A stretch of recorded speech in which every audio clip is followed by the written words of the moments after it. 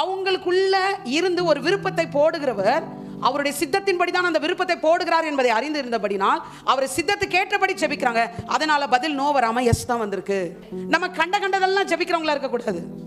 உனக்கு ஒன்று தெரியணும், உன் வாழ்க்கையில செல்வத்திலையும் ஆரோக்கியத்திலையும் குடும்பத்திலையும் சமாதானத்திலையும் நீ வெற்றியா இருப்பது கர்த்தருக்கு சித்தம் என்கிற அறிவு முதலாவது நமக்கு இருக்கணும். இந்த அறிவு வந்துச்சுன்னா, இப்ப பரமேஷ் 7 சீட்டர் வண்டி கேட்கறாங்க, பிரேயர் பண்றாங்க, உங்களுக்கு எப்படி நோன் பதில் ஒரு ஆண்டவர்கிட்ட இருந்து? ஏன்னா நீ நல்லா இருக்கிறது அப்பாக்கு. அப்ப நீ கார் கேட்கறது பாவம் நான் சொல்லுவார் அவரு. நம்ம என்ன எதிர்பார்க்கிறோம்னா, கர்த்தர் எனக்குள்ள போட்ட விருப்பத்தை நான் கொண்டு போவேன், கொண்டு போயிட்டு அவர்கிட்ட ஜெபிக்கும் போது அதுக்கு எஸ் ஆர் நோ வருது, என்ன பதில் வருதுன்னு பார்ப்போம். அவரை குறித்த அறிவு அவ்வளவுதான் நமக்கு. பைபிள் தெளிவா சொல்லுது, அவிசுவாசிக்கும் விசுவாசிக்கும் சம்பந்தம். இது லிட்ரலான சம்பந்தத்தை தான் சொல்லிச்சான். சம்பந்தம் எதுனா டெய்லி அவங்க கூட வாக் பண்றது, வேலை பண்றது, அதை பத்தி சொல்லல. தாம்பூலம் மாத்துவாங்கல்ல, இந்த சம்பந்தம் எது? இப்போ பெத்தவங்களுக்கும் அந்த வாலிப பிள்ளைங்களுக்கும் தெரிஞ்சிச்சா, நாளைக்கு போயிட்டு மாலதியக்கா லாவண்யக்காக ஜெபிக்கிறாங்க, ஆண்டவரே இந்த அவிசுவாசி மாப்பிள்ளைக்கு என்ன சொல்றீங்க?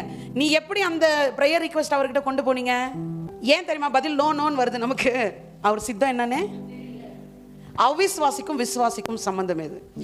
ஆண்டவர் ஒரு விஷயத்தை சொல்லி வச்சிருக்காருன்னா 1000 இல்ல லட்சம் கோடி அர்த்தம் அதுக்கு இருக்கும்.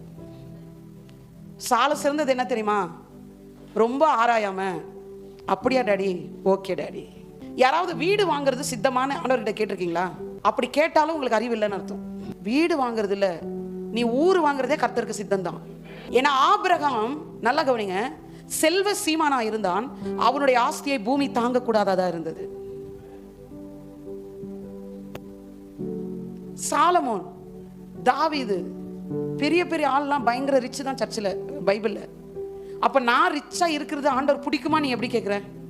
இந்த சித்தத்தை முதலாவது நீங்கள் அறிந்து கொண்டால், நீங்கள் ஜெபிக்கிற ஜெபம் எல்லாமே அவர் சித்தத்துக்கு உட்பட்டு தான் இருக்கும்.